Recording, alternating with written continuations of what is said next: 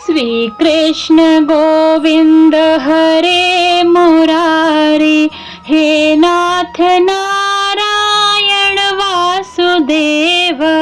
मेरे प्यारे माताओं, बहनों और भाइयों, हर साल कार्तिक माह के शुक्ल पक्ष की प्रतिपदा तिथि पर गोवर्धन पूजा मनाई जाती है। इस साल प्रतिपदा तिथि की शुरुआत 13 नवंबर दिन सोमवार को दोपहर 2:56 से हो रही है। वहीं इस तिथि का समापन अगले दिन 14 नवंबर दिन मंगलवार को दोपहर 2:36 पर होगा।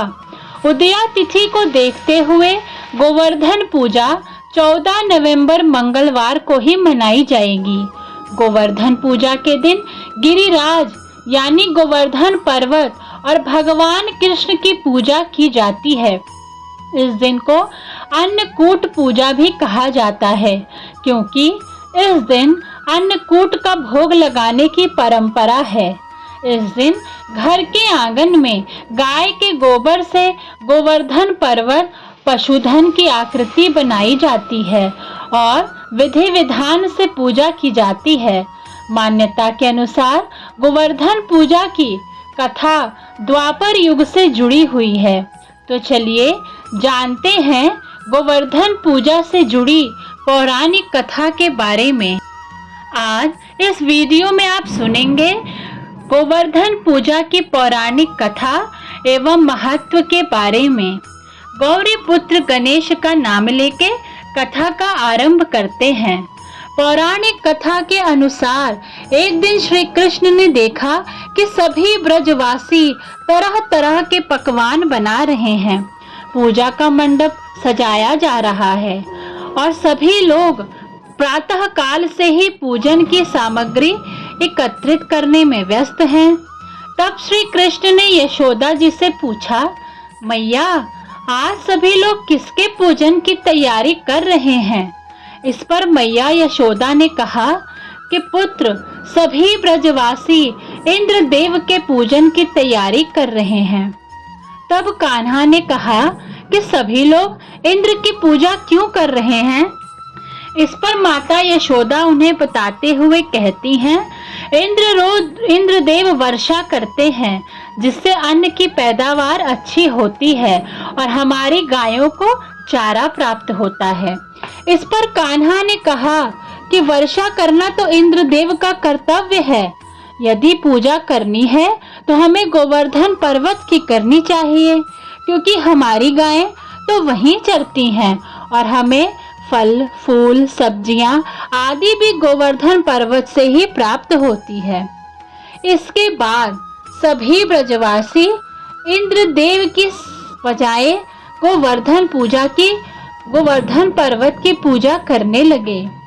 इस बात को देवराज इंद्र ने अपना अपमान समझा और क्रोध में आकर प्रलयदायक मूसलाधार बारिश शुरू कर दी, जिससे चारों ओर त्राहि त्राहि होने लगी। सभी अपने परिवार और पशुओं को बचाने के लिए इधर उधर भागने लगे। तब ब्रजवासी कहने लगे कि ये सब कृष्णा की बात मानने का कारण हुआ है। अब हमें इंद्रदेव का कोप सहना पड़ेगा। इसके बाद भगवान कृष्ण ने इंद्रदेव का अहंकार दूर करने और सभी ब्रजवासियों की रक्षा करने के लिए गोवर्धन पर्वत को अपनी उंगली पर उठा लिया। तब सभी ब्रजवासियों ने गोवर्धन पर्वत के नीचे शरण ली। इसके बाद इंद्रदेव को अपनी भूल का एहसास हुआ और उन्होंने श्री कृष्ण से क्षमा याचना की। इसी के बाद से गोवर्धन पर्वत के पूजन की परंपरा आरंभ हुई है। विष्णु पुराण में इस दिन की महत्ता को लेकर एक और वर्णन मिलता है। राजा बलि किसी भी कीमत पर अपने दिए वचन के लिए प्रसिद्ध थे। भगवान विष्णु उनकी परीक्षा लेना चाहते थे, इसलिए उन्होंने वामन का रूप धारण किया और बलि के दरबार में भिक्षा मांगने पहुंच गए। उन्होंने बलि से कहा कि मुझे आपके राज्य में 3 पग भूमि चाहिए। राजा बलि ने उनके बौने रूप को देखा और कहा कि आपकी 3 पग भूमि तो बहुत ही कम होगी। इस पर भगवान वामन ने कहा कि आप बस मुझे 3 पग भूमि देने का संकल्प करें। बलि ने उनकी बात सहर्ष स्वीकार कर ली और उन्हें वचन दे दिया।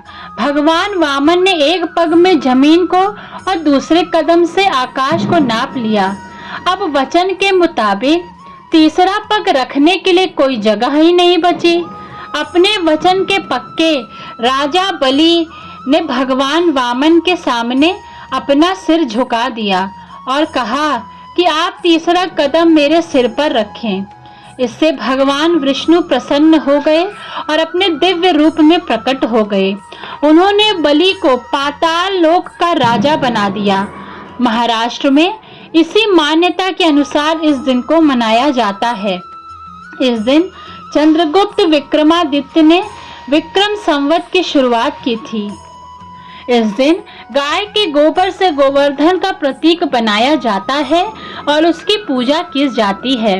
इस दिन 56 प्रकार के व्यंजन बनाए जाते हैं जिसे भोग कहते हैं। ब्रजवासी गोवर्धन पूजा बड़ी धूमधाम से मनाते हैं। श्री गोवर्धन महाराज तेरे साथ माथे मुकुट विराजे रहियो, टोपे पान चढ़े, टोपे फूल चढ़े और चढ़े दूध की धार। घर घर में इस गीत को गाया जाता। गोवर्धन पूजा विधि। लक्ष्मी का एक रूप अन्नपूर्णा माता का है। जिस घर में माँ अन्नपूर्णा स्थिर रूप से विराजमान होगी, वहाँ सदैव स्थायी रूप से सुख, समृद्धि एवं शांति का वास होगा। इसलिए इस दिन सूर्योदय से पहले उठकर सर्वप्रथम अपने घर में झाड़ू लगाएं, वह भी घर के अंदर से लेकर बाहर की ओर, जिससे घर के सभी दरिद्रता व अशुभता बाहर निकल जाए। झाड़ू निकल जाने के पश्चात घर के बाहर से आपको थाली बजाते बजाते घर में प्रवेश करना चाहिए। कुछ इस तरह भाव करें जिस तरह महालक्ष्मी आपके घर पधार रही हैं। फिर स्नान आदि से निवृत्त होकर गोबर या मिट्टी लेकर घर के मुख्य द्वार के चौखट पर छोटा पर्वत और पाल बनाकर उन्हें गोवर्धन स्वरूप मानकर उनकी पूजा अर्चना करें। फिर केसर कुमकुम का तिलक करें, अक्षत चढ़ाएं, पुष्प चढ़ाएं व नैवेद्य स्वरूप कोई भी प्रसाद का भोग लगाएं। फिर हाथ जोड़कर प्रार्थना करें, हमारे घर में सदैव माँ लक्ष्मी का वास बना रहे व उनकी कृपा दृष्टि और आशीर्वाद हमेशा स्थापित रहे। इस दिन आप कुछ उपाय भी कर सकते हैं। संतान सुख और संतान के सुख की प्राप्ति के लिए आपको कुछ उपाय करना चाहिए। इस दिन दूध, दही, शक्कर और घी से पंचामृत बनाएं और फिर उसमें गंगाजल और तुलसी मिलाकर शंख में भरकर भगवान श्री कृष्ण को अर्पित करें और फिर क्लीम कृष्ण क्लीम का 5 माला जाप करें। जाप के बाद पंचामृत घर के सभी सदस्यों को ग्रहण करें। गोवर्धन पूजा प्रकृति के पूजा का प्रतीक है। भगवान श्री कृष्ण ने सदियों पहले ही समझा दिया था कि इंसान तभी सुखी रह सकता है जब वह प्रकृति को प्रसन्न रखेगा।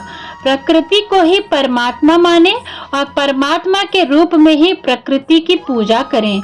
हर हाल में प्रकृति आपकी रक्षा करेगी। जय श्री कृष्णा।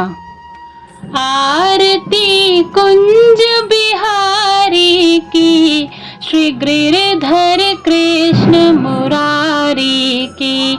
आरती कुंज बिहारी की, श्री गिरधर कृष्ण मुरारी की।